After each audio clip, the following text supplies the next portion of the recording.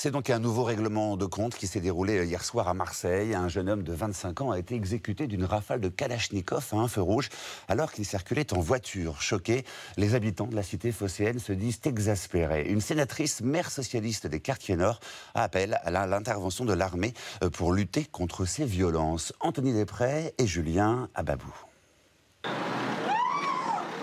Dans la nuit marseillaise hier soir, une femme traumatisée.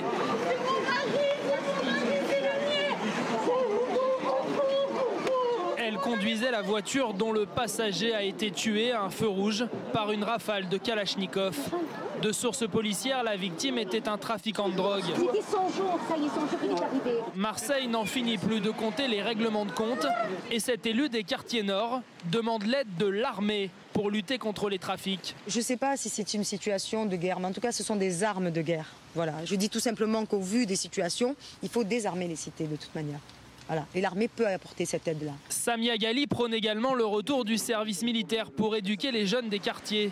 Mais c'est sa première proposition, l'armée contre les dealers, qui interpelle. Et l'armée, oui, d'accord. Moi, je suis pour. Il faut que ça s'arrête tout ça. Voilà, il faut que ça s'arrête parce que c'est que des jeunes. Il y a trop. Les dealers, ils ont plus peur de la police. Ils doivent tirer sur la police, ils tireront. Ah oui. Ils ont plus peur de tout ça, de la police, et c'est fini. Des Marseillais découragés, voire apeurés par ces 14 règlements de compte dans leur ville en 2012. Réaction du président de la République en visite à Madrid.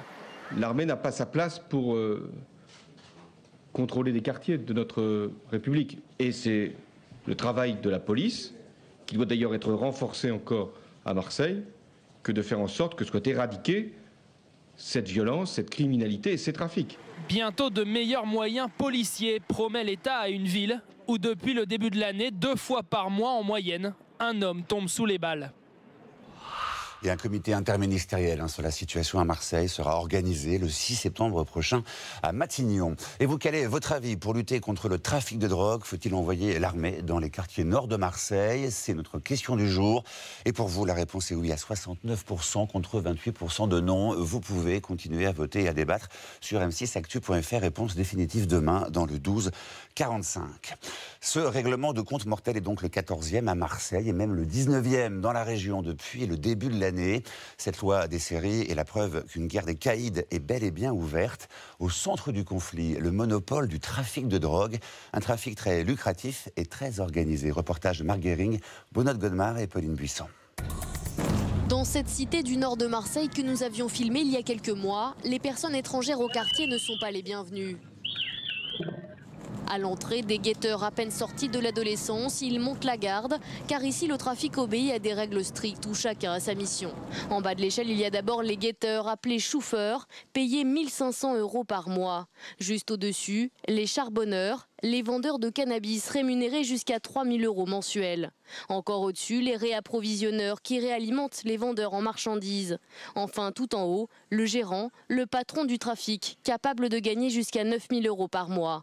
Autre composante du marché, les nourrices, ces appartements où la drogue est entreposée et qui échappent au contrôle de la police. Dans un immeuble, il y a un appartement où il y a peut-être la nourrice, mais il y a plusieurs appartements. Mais la nourrice peut aussi se trouver dans un autre immeuble grâce à des accès à la cave. Un trafic juteux qui se déroule devant des habitants souvent impuissants, soumis à la loi du silence. Quand on sort dehors, on voit tous ces jeunes.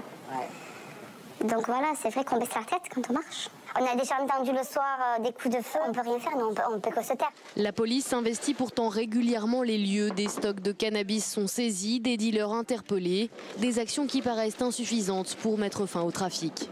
Marseille est donc un carrefour entre tous les trafics de stupéfiants qui viennent d'Espagne et qui